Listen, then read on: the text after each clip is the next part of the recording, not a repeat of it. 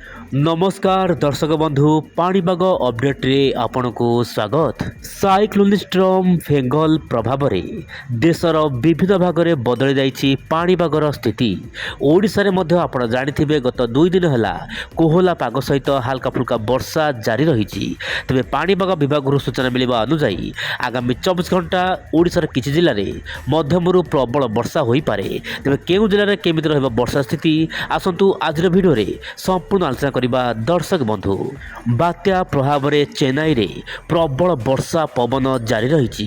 पवन bag अधिक न रहिले दर्शक बंधु तथापि 100 किलोमीटर प्रति घंटा मध्य पवन बहिबार संभावना रही। आप सैटेलाइट इमेज देखि पारथिबे साइक्लोन स्टर्म फेंगल प्रभाव रे उपकूल ओडिशार केतेक अंचल रे हल्का फुल्का वर्षा 1 तारिख रे हबार आशंका रही।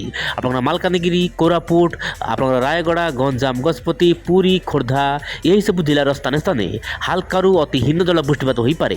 बाकी समस्त जिले में पाग शुखला काँ भाँ कौटी वर्षा हेले ताहा बड़ कथा नुहे किंतु मेघुआ पाग रहिबा सहित हल्का कोहला पाग रहिबो एवं दिनर तापमात्रा रे कोनोसी परिवर्तन होबार संभावना वर्तमान सुधा नाही। किंतु ओडिशार आकाश सामान्य मेघुआ पाग रही पारे कारण बात्यार प्रभाव बाह्य बलय जो रहुछि दर्शक बंधु ताहा आपनकर उपकूल ओडिशा विशेषकर दक्षिण उपकूल ओडिशा रे पड़िबार संभावना रहिथिबारु दक्षिण उपकूल ओडिशा रे सामान्य अधिक वर्षा होई पारे किंतु कोनोसी अंचल रे भारी वर्षा हेबार संभावना नाही। आपण वर्तमान यही दृश्य को देखंतु। वर्तमान दर्शक बंधु प्रशांत महासागर यथेष्ट परिमाण में जलीय बाष्पपूर्ण वायु आसुची ता सहित आरब सागर जलीय बाष्पपूर्ण वायु और उत्तर पूर्व मौसुमी वायु सक्रिय हेतु वर्तमान यही बात्या अधिक घनीभूत होबार लागिछि। किंतु दर्शक बंधु मु आपन कहबा चाहिबी यही समय मध्यरे देशर विभिन्न भाग में शीत जारी रही जहाँ कि उत्तर पश्चिम दिगु लगातार शुष्क वायु और ठंडा वायु आसुची जहाँ कि बात्या घनीभूत होबार संभावना नाही। तेबे दर्शक बंधु घनीभूत न हेले मध्य कारण आपन जो प्रशांत महासागर जो जलीय बाष्पपूर्ण वायु आसुची यार प्रभाव में आप देखु बंगोपसागर किसी मात्रा जलीय बाष्पपूर्ण वायु जीव जहाँ कि आप सुंदरगढ़ पर्यंत हल्का फुल्का बादल बाहरी पारे वर्षा हो पारे किंतु अधिक वर्षा आप देखिपे चेन्नई आखपाख अंचल हो पारे और यह चेन्नई पुडुचेरी मध्य ही लैंडफॉल करें। दर्शक बंधु यार प्रभाव में प्रबल अति प्रबल एक्सट्रीमली रेनफॉल हम माने भयंकर वर्षा दक्षिण भारत हमार आशंका रही।